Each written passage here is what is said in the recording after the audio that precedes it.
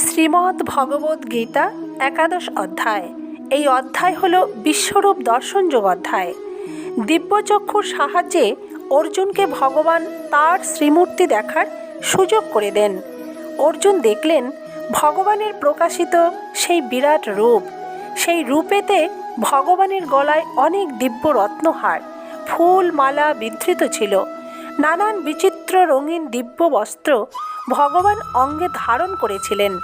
কস্তুরী, চন্দনাদি দিব্য গন্ধ বিশিষ্ট অনুলেপন সকল ওই দেবদেহে চর্চিত ছিল। পরম আশ্চর্যময় ও প্রকাশময় অদ্ভুত দর্শন, প্রচুর বস্তু সেই বিরাট রূপেতে পরিদৃষ্ট হয়েছিল।